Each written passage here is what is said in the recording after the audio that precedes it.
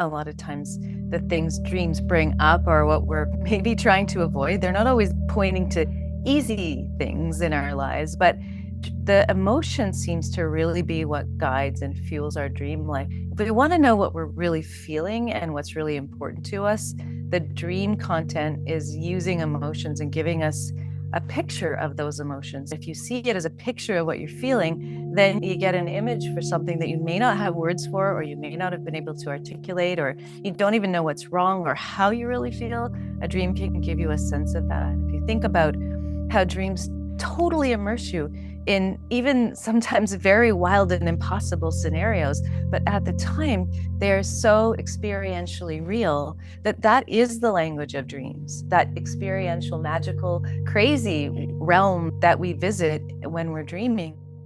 Welcome to Thresholds of Consciousness. In this episode, I interview Leslie Ellis, PhD, author of A Clinician's Guide to Dream Therapy.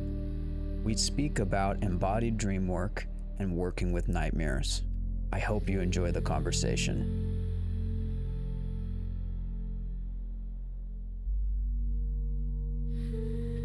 So, the first question I wanted to ask you is just why work with dreams? In the broadest sense of it.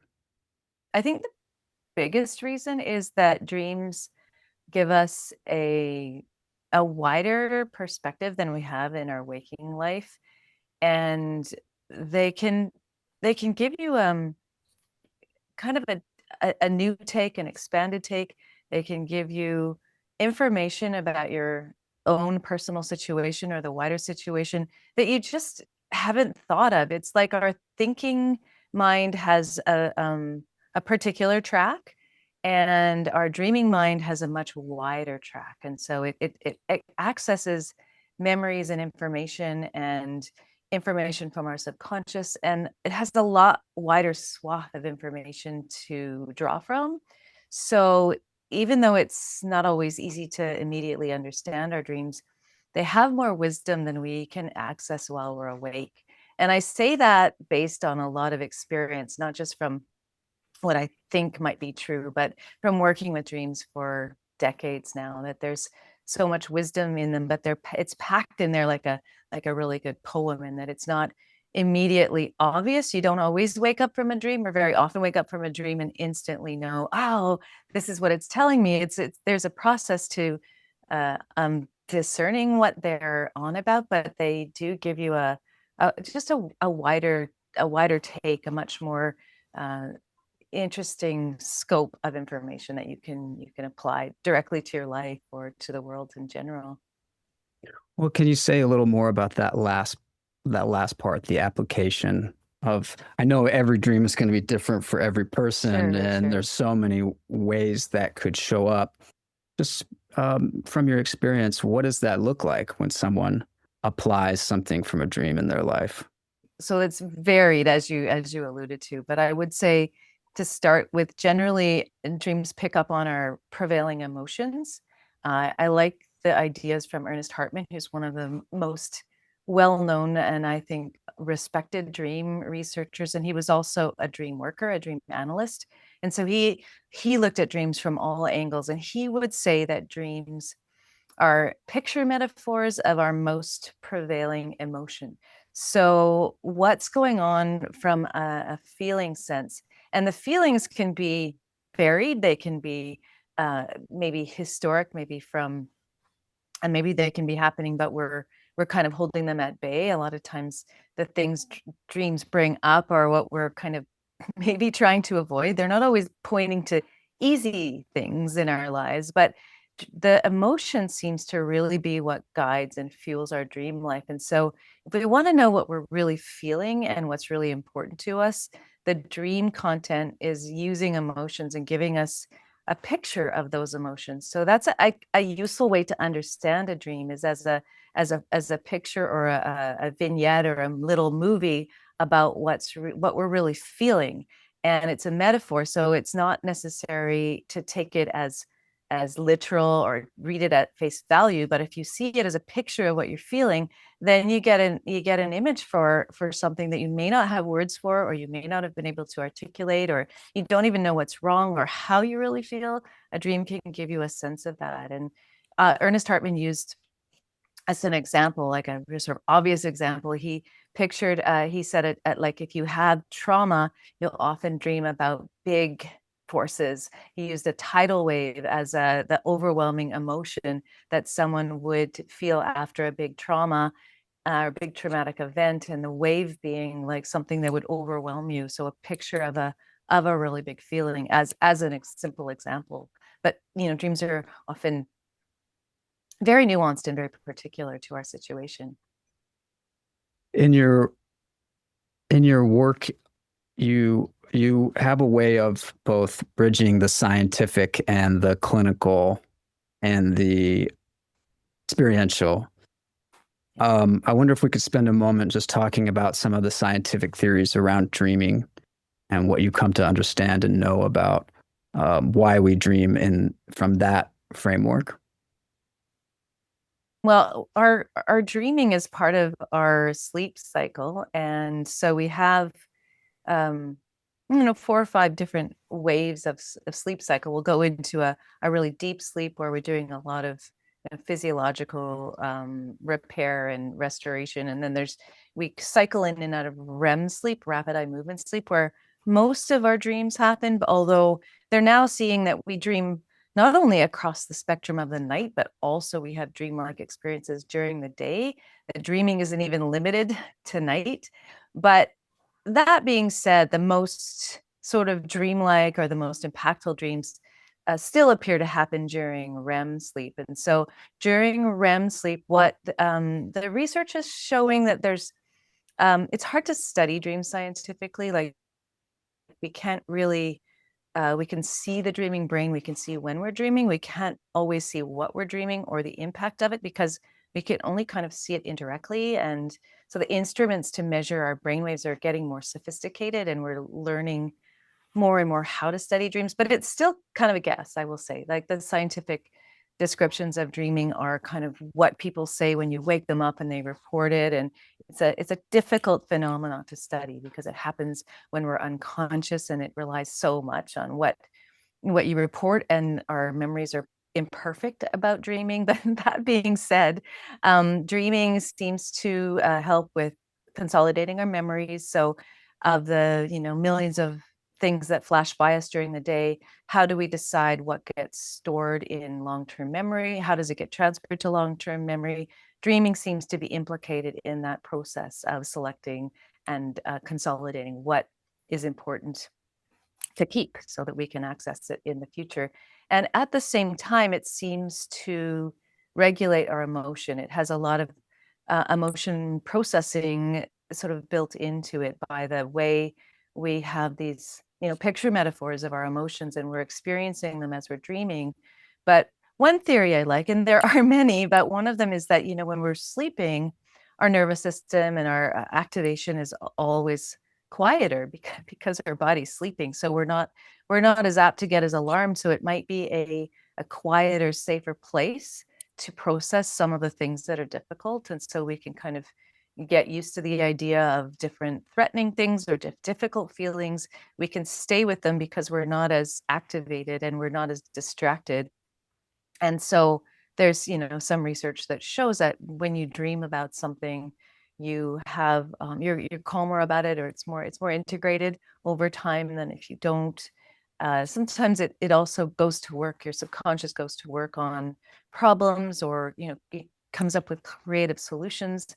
The things that we're thinking about with our rational mind have this one track, and the dreaming has this sort of more associative, wider track, and so it can help us solve problems. And these are measured in studies that look at kind of looking at specific sort of problems like video games and seeing how you perform after. It's done in research about specific things and testing what people can improve upon based on what they're dreaming. And so it seems that dreaming is very helpful in those realms.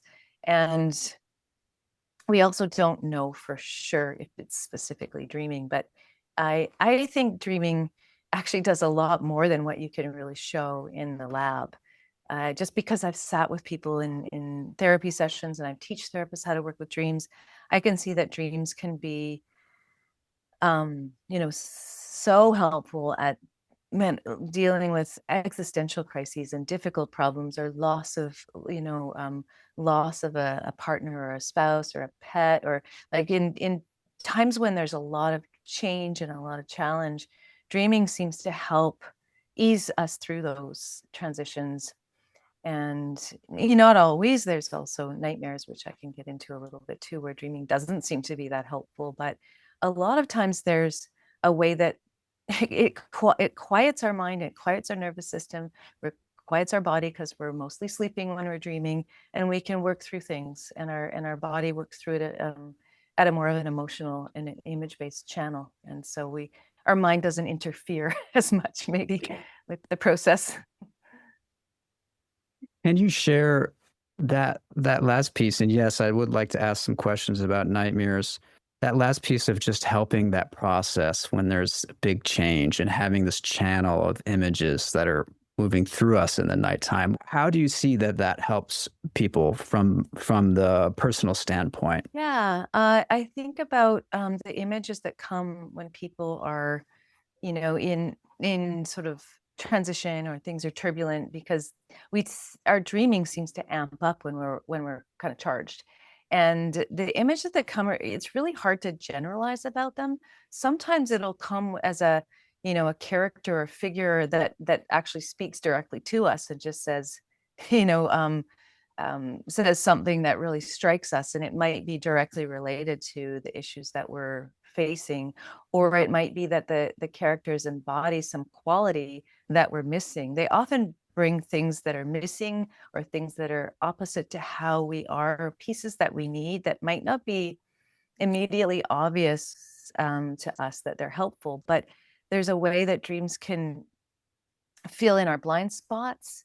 So, for example, I can think of an example of recently of a person who had a series of dreams about aggressive figures, and a lot of anger, and sort of the more one was just a dog that wanted to bite this person, and the more they tried to push the dog away, the more aggressive it got. And there was a theme running through a series of dreams that was aggression. And I think, well, how could that be helpful? But in this person's life, they had an early experience of very negative experience of parental aggression, and so became very gentle and decided, I'm never going to be like that. And yet in their life, I would say they needed more. They had dampened that aspect of their I mean, we all have all aspects of these qualities, and had dampened it to the point where they weren't able to move forward in a way, set boundaries, do things that were important to have, like some ability to be not specifically unintegrated anger, but saying, no, that's not okay with me, or simple things like that. And the dream will picture sometimes what you lack or what you need in the form of a figure that at first you might go, well, what a nasty dog, and what does that mean? Probably nothing. But if you think about in an experiential sense, embodying the dog and feeling, wow, I'm tough. I've got this, part of me that maybe I could harness. It's powerful. I need to maybe not be quite so, I don't know what the word would be for the dog, uncontrolled about it. But there's a way that dreams often bring those kinds of qualities in some way that at first doesn't seem welcome or make sense, until you sort of try on a piece of that and go, how would I apply this in my life? And is it missing? Is this something that's needed? And to be really open-minded about it, and feel into it. And what I find is that people enlarge their capacity for feeling, and for things that might be sort of their shadow, to use a Jungian term, or they might be a part of their personality that's not fully developed yet, where they need to be maybe have more of aggression in my example, but it could be a more of anything that's missing. So that's an example, I would say, of that. Yeah. Yeah, there's such power to that image coming through, and then to be able to sit with it and to start to contact that energy that has been maybe disconnected from. So you already started talking about this, kind of leads into my next question. Can you just talk about embodied dream work? What that means to you, what that is, and differentiating that from maybe other forms, other approaches Yeah, to dream work?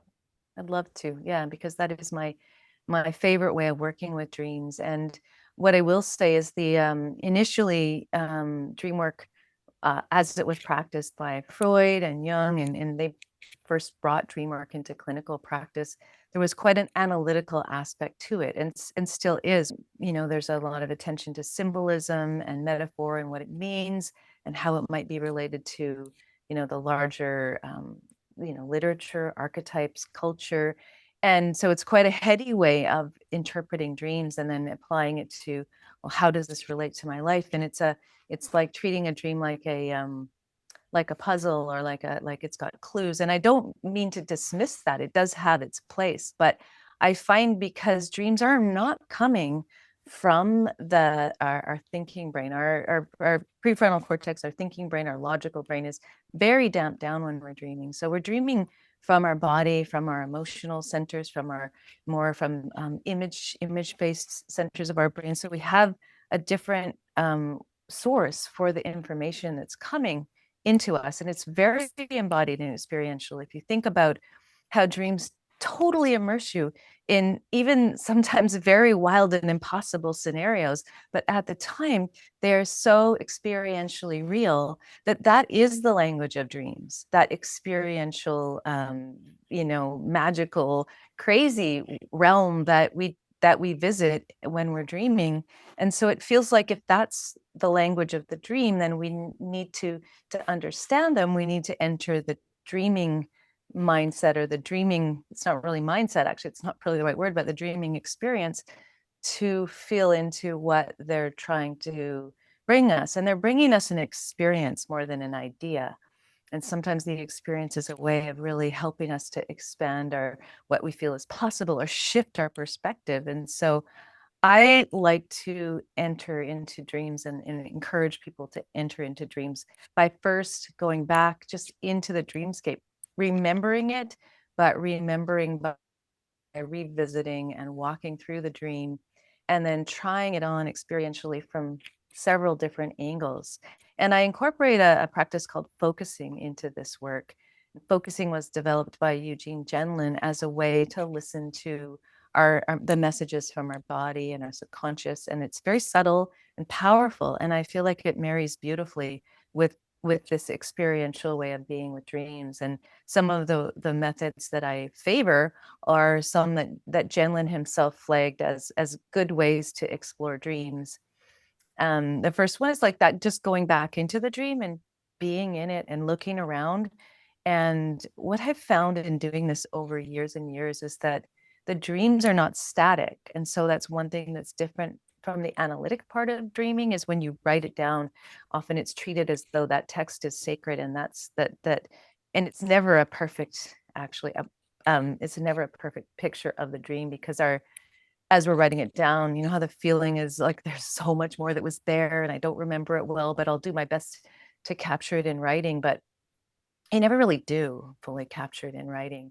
Not even really come close a lot of the times, I don't think. So it's a way just maybe to give you to jog your memory so you can go back in and look around. And often the dream has evolved or is evolving as you re-experience it. So it's a much more of a, I think, of a fluid, real-time experience that you can enter. And then when you look around, one of the things that you can do is an idea from Gestalt, which I alluded to with the dog, is you can then go and enter the subjective experience of many aspects of the dream and look at it from the perspective of something that feels quite other. And it really gives you if you try that with a few places in the dream that feel like, I wonder what it's like to be that river, or to be the dog, or to be this person who I don't relate to, but I think is making and they're making a lot of noise, like they seem to need my attention, that you end up really feeling into very different perspectives that I think the dream is bringing to give you um, just a wider sense of the scenario. And what happens when I guide people through a process like that is that the dream starts to move forward again. It starts to and where it takes people is really usually really helpful and can be really surprising. And I think of an example, there's so many examples, but one that I like to use because it was so dramatic, a dramatic example of this was I asked someone in their dream they were going to be operated on. There's a surgeon that was going to give them some kind of an interesting removing the snakes from her wrist, I think was the surgery, but it was, one of those surreal scenarios where who knows what was really happening, but it was ambiguous in the dream. It was kind of not a nightmare, but it wasn't. The surgeon was albino, and so white and pale, and the dreamer found it really curious, a little bit disturbing, don't know what this is about. And so I asked her to embody the surgeon because he was the central actor in the dream. And she immediately, once she did that, the whole dreamscape was flooded with light. And she had this incredible shift, a complete visceral shift. And she realized the dream was talking about her spiritual life. And it prompted her to really make more of an effort in her life to incorporate that. It was a missing piece for her, but it was so immediate and so unexpected. It's like, let's just try this because this is the most sort of magnetic figure in the room. And, sometimes it's just quite a powerful experience to do that. And it's always going to be a little bit moving and sometimes very moving to try on these pieces of the dream that come to us. And there's some caveats. You don't want to do this with figures that are really threatening or that might feel too big for us to embody, but it's one of my favorite ways to try and explore the dream itself. And it can just be really quite profound to do that with all the elements of a dream. And I'm not the only one that does this. The idea comes from Gestalt, and there's a Jungian analyst named Robert Bosnak that does a lot of this kind of work where he suggests embodying several places in the dream. And so it's not unique to the embodied experiential dream work that I practice, but I feel like this particular way of exploring a dream is getting closer to what the dream is wanting us to feel. And it has an intelligence that seems a little bit beyond our waking intelligence in some ways. And what it wants for us is so hard to know for sure. It's so varied, but it feels like at the very least it wants to expand our consciousness and help us move forward in some way. And it draws upon all kinds of possibilities. So when you say this process of embodying the figure, I'm just going to kind of slow down for a moment on that part. When we step into the dream figure, that means we're checking in with an experience that's happening inside of ourselves as we do that. Can you say more about what that looks like or feels like? Of course, it can feel different for each figure, but just the general process of that. Yeah, so there's different ways to kind of prompt that. And some people, a surprising number of people, when I offer that, I suggest they be the whale or they be the ocean or whatever in their dream seems like it's, kind of interesting to experience. Very often people can just do it. And there are a lot of people that just can actually let go of their own personal, sort of ego-based experience and into something that's so other and larger or numinous sometimes, crazy sometimes. It's like a state shift, I guess. And the figures, so the experience of it so much depends on the nature of the figure. Like if it's a tiger, that's quite different from say experiencing what it's like to be the rock or you can do this with inanimate objects as well. But I can't really say exactly what it's like for other people because I'd have to be right inside their experience to do that. But I can say for me what happens because I've practiced it a lot.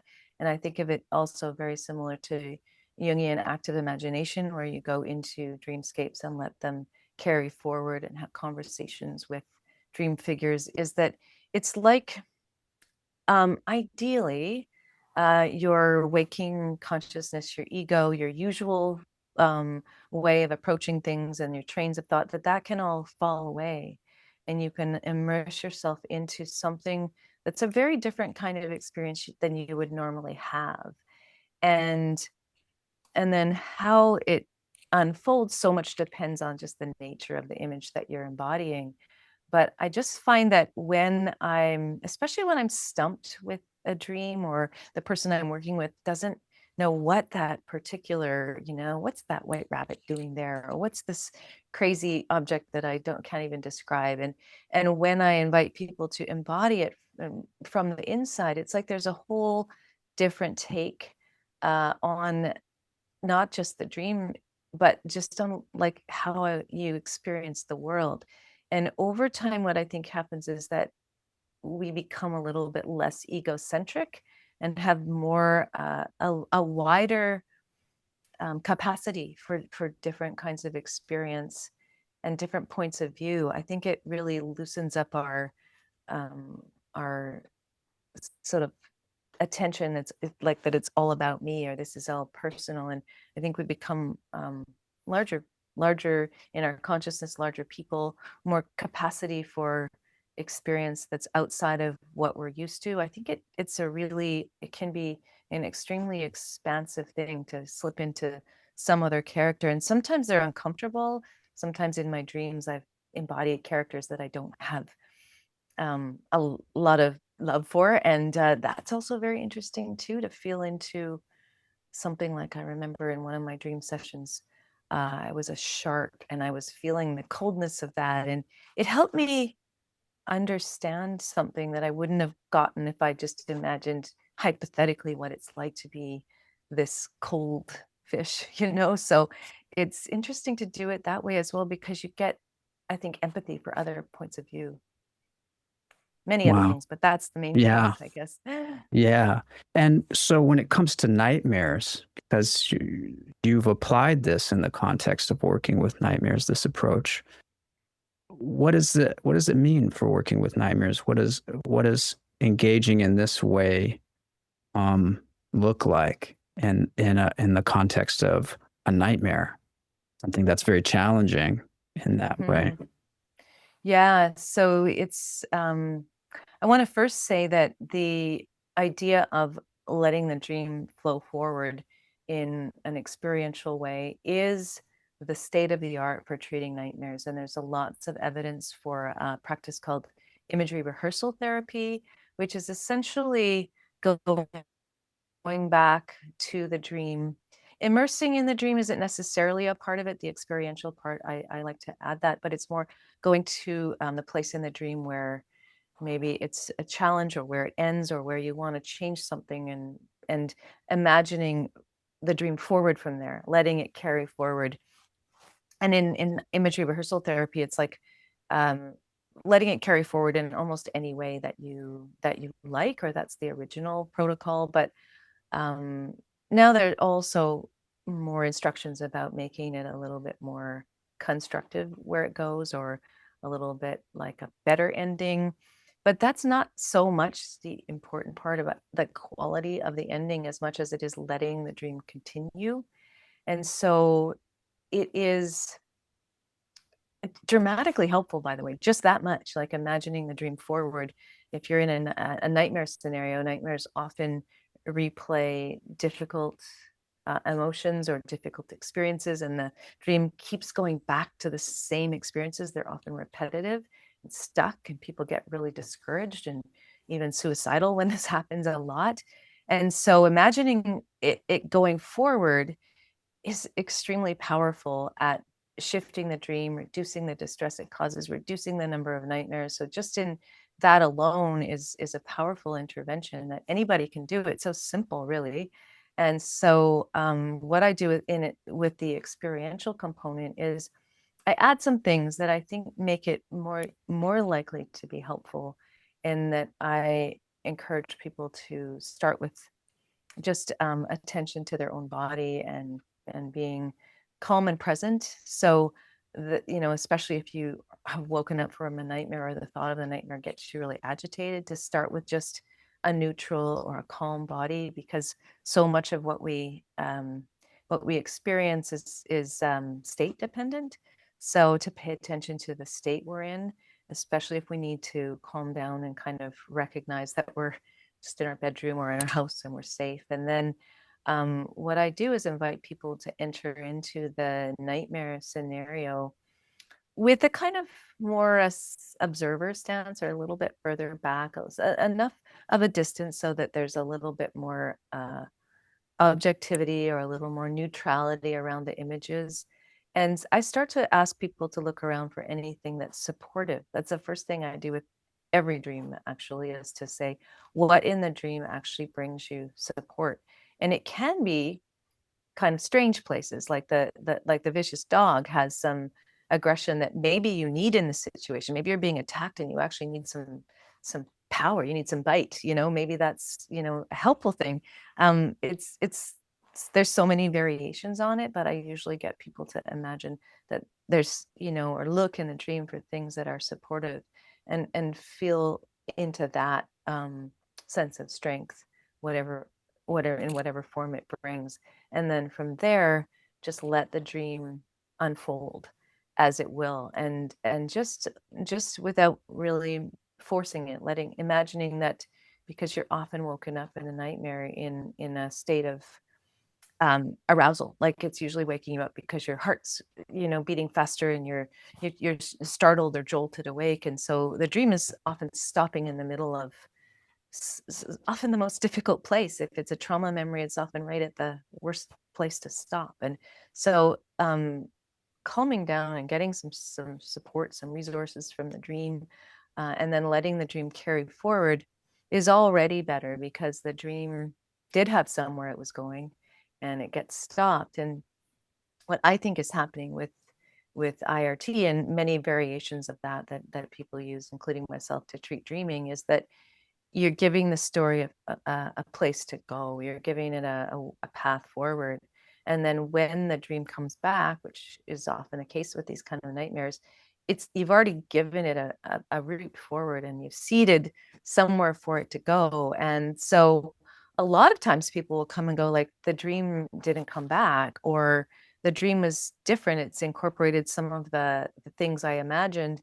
But often I think it's like it probably does come back, but the person probably dreams it on through it and then doesn't Mhm. remember it, because you often don't remember dreams unless you wake up right in the middle of them. So I think that it might be just I use an analogy which is going to date me, but I use the analogy of like a needle and a record player skipping, and it gets stuck, and you just give it a little nudge forward, and then it can play through, and then it just continues to play through.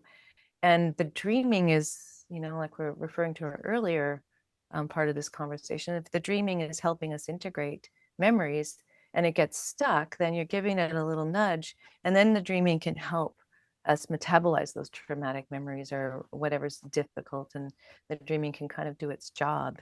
And I've really seen this to be true repeatedly, and I really want to, like, keep telling people about this, because most people that have recurrent traumatic nightmares feel like they're at their mercy. They're victims of this very difficult, scenario that disrupts their sleep and makes them feel worse in the morning rather than better. And there is a lot you can do. This particular way of looking at dreams and imagining them forward is something that really empowers people that have recurrent nightmares. And it's still not really widely known that there's something as simple as this that can help.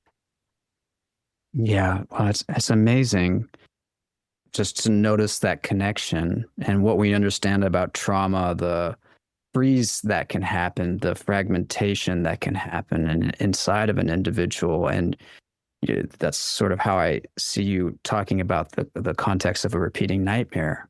something is frozen, and then in the process of engaging with it and allowing it to keep imagining it forward, it can start to move. And Exactly. that's just it's so powerful because nightmares can be so difficult. Just if someone's experiencing them on a regular basis, just to know that there is this possibility, such a powerful thing. So if someone has a nightmare or recurring nightmares, can they do this on their own? Is this something they need guidance with specifically? What do you think?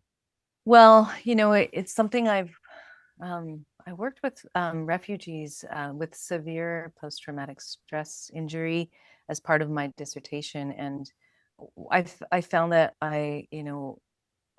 they were guided through by people I'd trained, and they started to spontaneously do this on their own, waking up from a nightmare and going, wow, in the middle of the night when they're by themselves, there isn't really necessarily another person available, but they can imagine it forward, and it does give them something concrete they can do. And it's been shown that people can do this with telephone protocols or with just practicing on their own. So it's something you can do on your own, but I think it's more effective with another person because it's somebody who is trained in trauma therapy can make sure that it doesn't get going into your nightmare scenarios can be really activating and frightening, and it also can be disorienting to go into a dream state without someone kind of holding the space.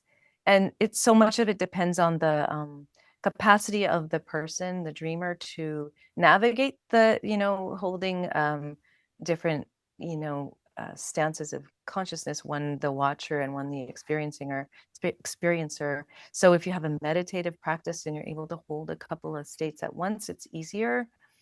And it also depends on how well integrated the trauma is. If it's very fresh or it's very unintegrated, it's really you can kind of get lost in that trauma state. And so it depends on the nature of the trauma. And I've noticed that some nightmares, particularly the most serious kind, which are directly replicating in a traumatic event, that it takes somebody, it can be re-traumatizing to do on your own, because if you go back into the trauma event and don't really have someone helping you with that, you can just be kind of thrown back into it and not really feel like you have a way out because you get overwhelmed. And then it's like the part of you that would be the observer, the guide, the self therapist isn't as present. And so there's things that can happen depending on the nature of the trauma and how well integrated it is.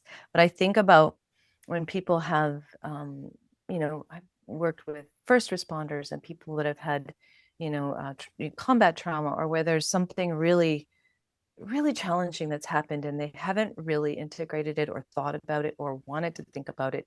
And it comes in their dreams because it's, I think our dreams are trying to help us integrate these things, and getting stuck in the worst place because of the physiological arousal that wakes you up. And sitting with people through that, there is a little bit of not just dream work but trauma work that needs to happen. And sometimes it's just, the Gendlin, who developed focusing, talked about how he said what is not felt stays the same, and it's only when you feel it, experience it, that it can start to shift. And some of those experiences have been walled off because they're intolerable. And so having someone with you to say, you know what, this is not an easy memory, but we need to just maybe, in depending on how you do trauma work, but it's not like a going right back into the trauma and re-traumatizing someone, but there is a way that some of it needs to be felt to move.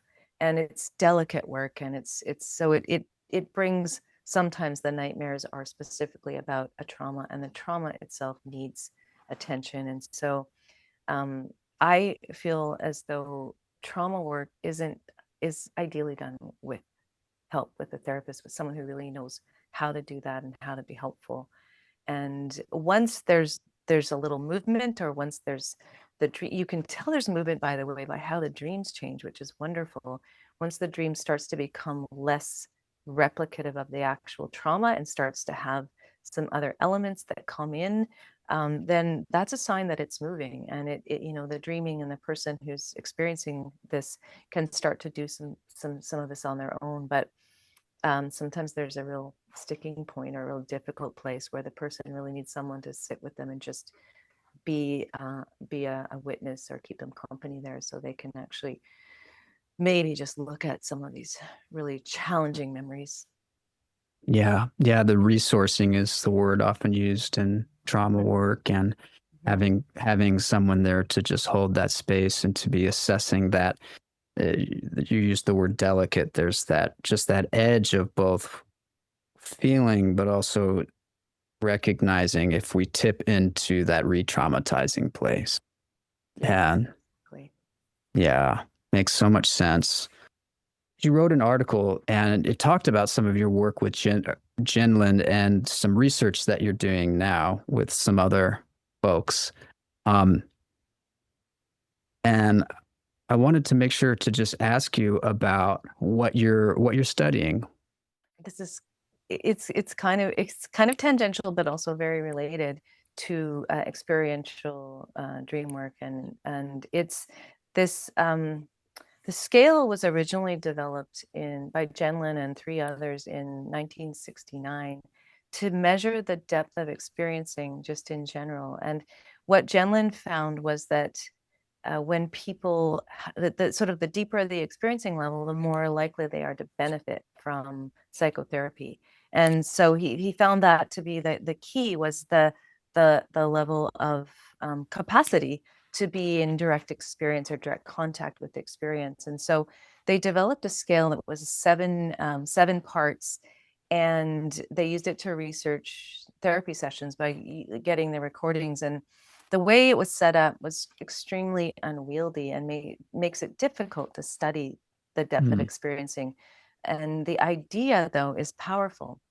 And the main author of our study, Robert Parker, had looked at the statistics and how those seven levels were played out, and found that you could collapse some of them without losing any of the meaning, because there were certain steps that didn't really change it until you got to the next one. So we collapsed it into four levels of experiencing, and the lowest level of experiencing is where a person lives from mostly, I guess, their head, or that the world is viewed as conceptual, and there is a certainty about it. You can make statements like it's raining, and it's a very intellectual, non-experiential way of engaging with the world and with yourself. And then the next level is being open to possibility. And maybe just saying, I don't know. maybe there's something about this I don't know. And then the third level is a direct felt contact with something, an experience that you might have as a in your body. You don't necessarily have words for it, but there's that you're in touch with something in the here and now.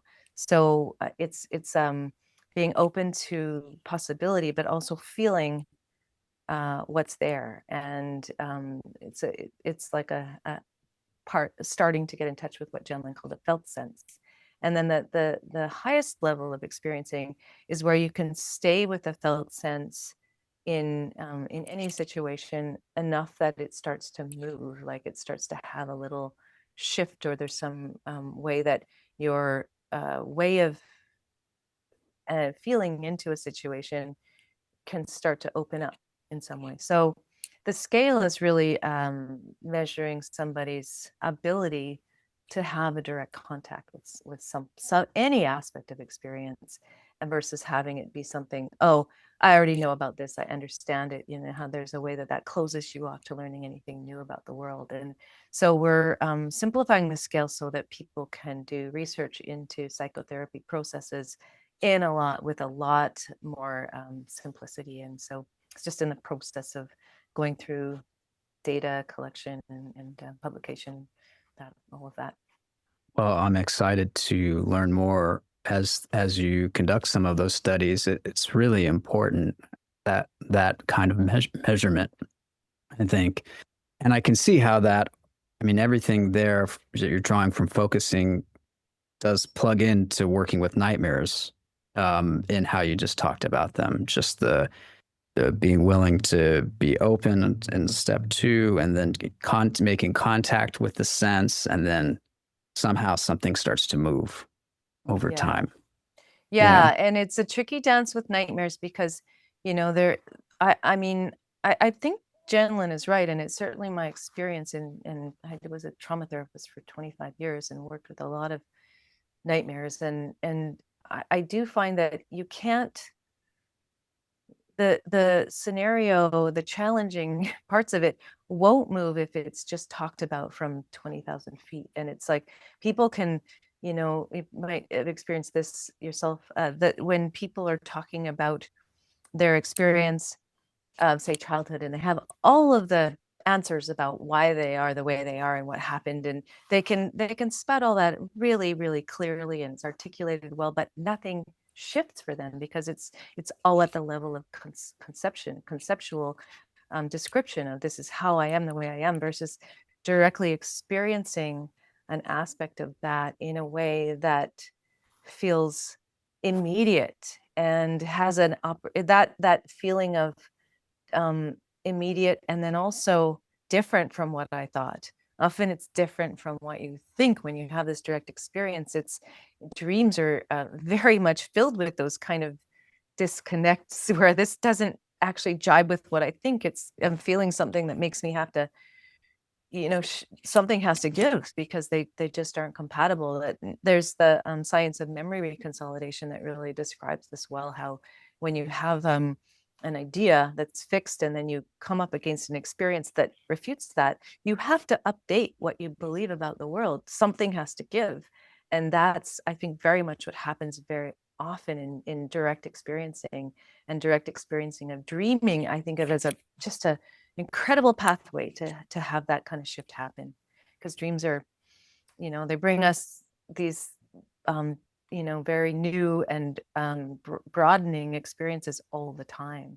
They're trying to make us feel something directly that's going to broaden our experience of our ideas, our sense of things.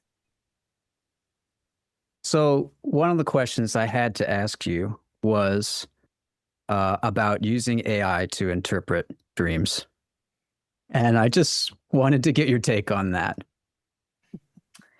Ooh, I think of it like probably as slightly better than dream dictionaries, where there's a generic a meaning assigned to a particular thing, like that in it. I really have a problem with dream dictionaries because I feel like the dream images that come to us are so nuanced and so alive. And even if I dream about a dog tonight and then a different dog tomorrow, that those two dogs could be completely different. And you can't just say dog equals loyalty or dog equals friend or whatever the generic description would be. And so AI is a little more sophisticated, and then it draws on a lot more um, you know dream information, but it's still got that same generic quality to it.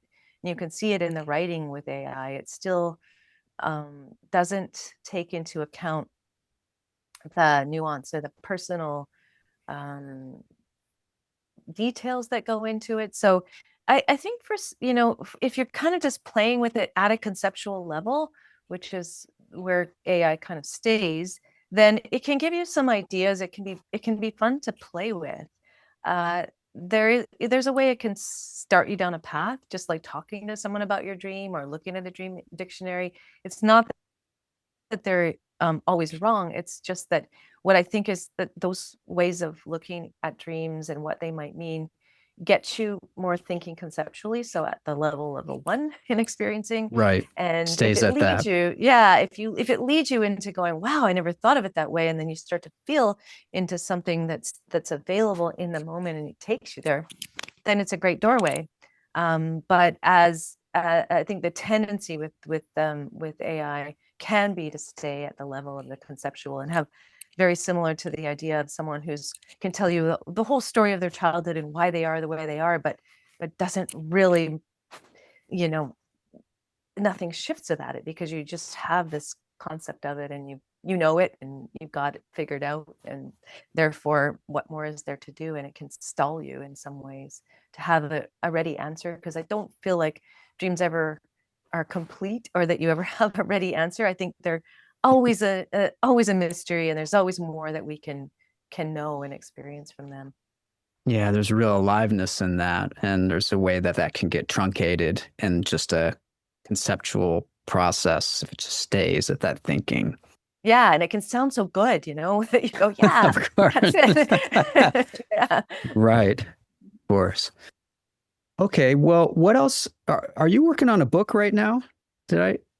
I have a couple of projects on the go, but one of them that I've been working on for a while, and I really do need to kind of get more going on it. I've written a few chapters, and I'm really interested in dreaming that's disturbed, or dreaming that's like or altered states in dreaming, like sleep paralysis and night terrors and nightmares, and the various kinds of states, lucid dreaming, where your consciousness can be in this hybrid place, and what's going on with that, and REM behavior disorder. There's many aspects of dreaming where things can be troubling, and I'm just so curious about those states and how what's happening with people and in those states. So I've interviewed people that have various unusual, challenging dream states, and just trying to figure out how to be helpful and what's going on in terms of the physiology, in terms of the psychology, in terms of just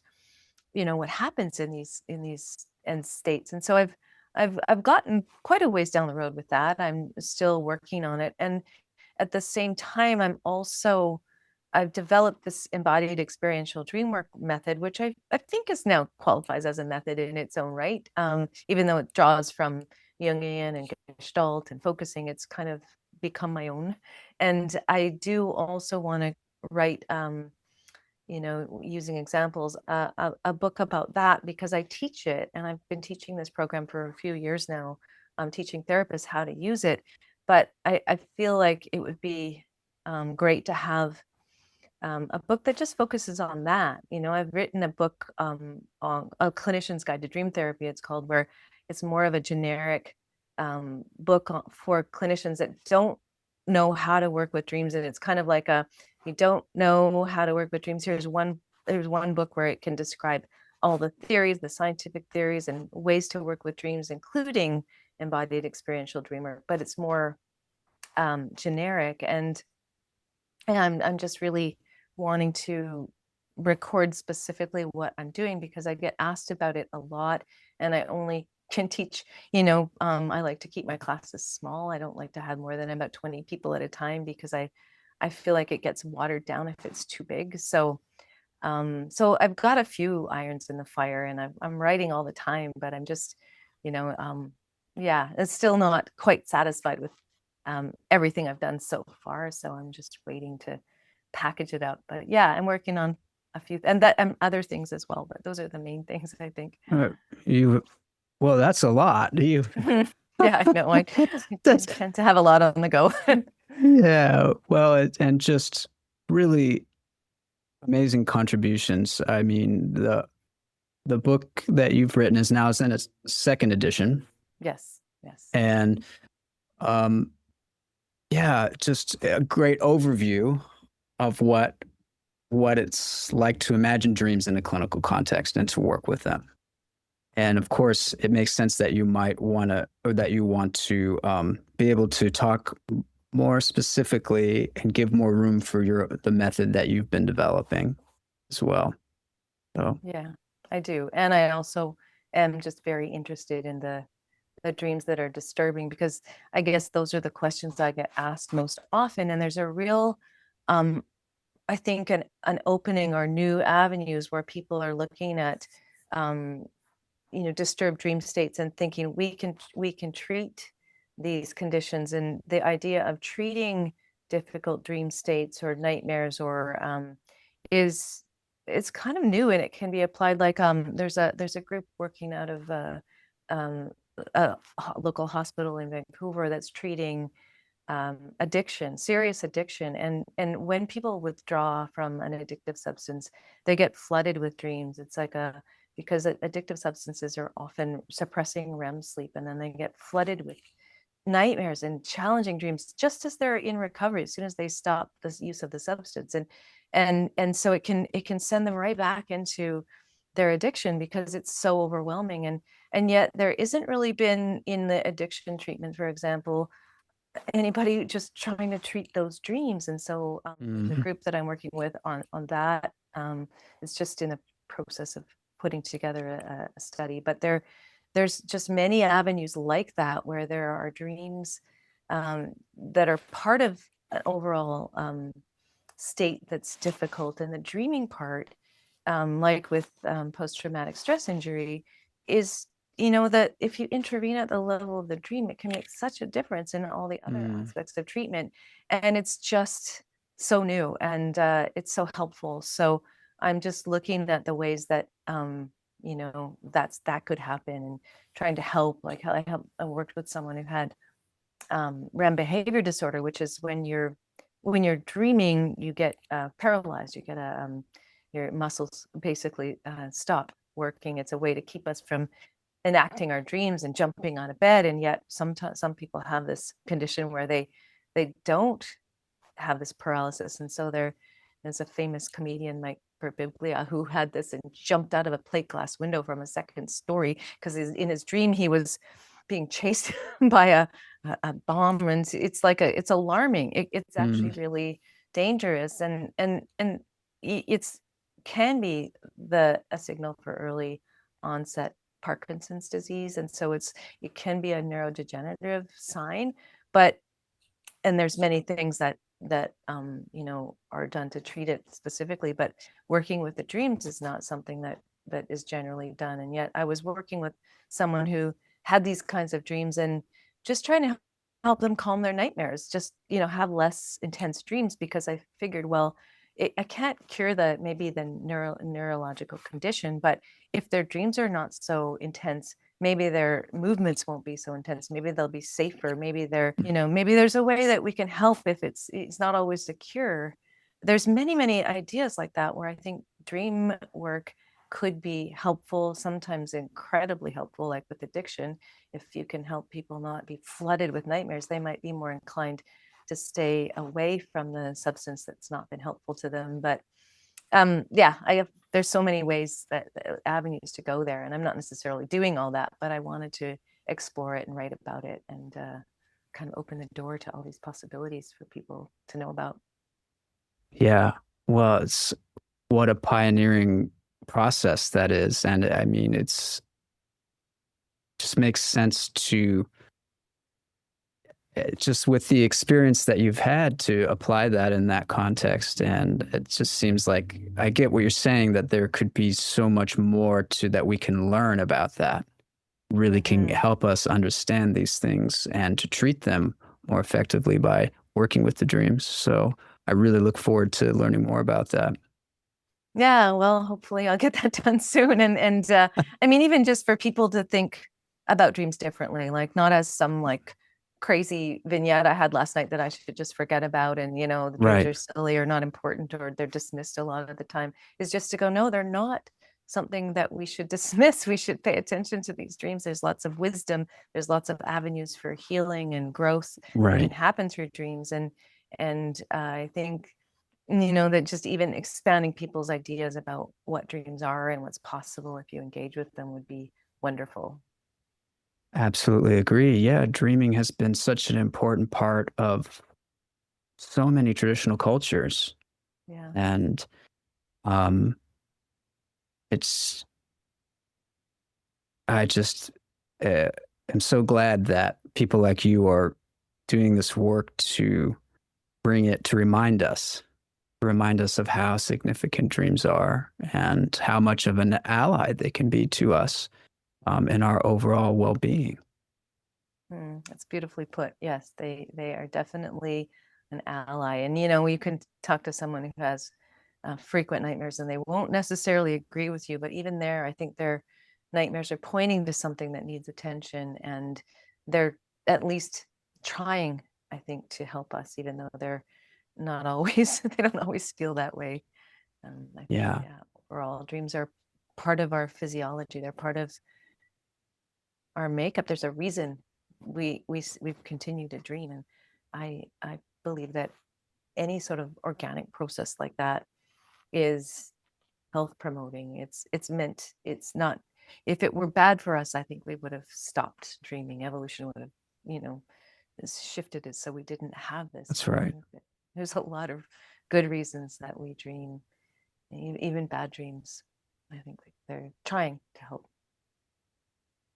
Well, thank you so much for taking the time to talk with me. And I'd love to talk again as you continue to do the amazing work that you're doing sometime in the future. Yeah, I'd like that too. That would be great. And I appreciate this interviewing. Your good questions. It's been a good conversation. Thank you to Leslie Ellis for this wonderful conversation on dreams. Her book, A Clinician's Guide to Dream Therapy, is linked below. Next time on Thresholds of Consciousness, I'll be speaking with Father Francis Tiso, a Catholic priest and a scholar of Tibetan Buddhism. We'll be exploring topics around death, transformation, and what contemplative traditions across East and West can teach us about consciousness, harmony, and compassion. If you're interested, you are welcome to subscribe so that you don't miss it. Thank you very much for watching.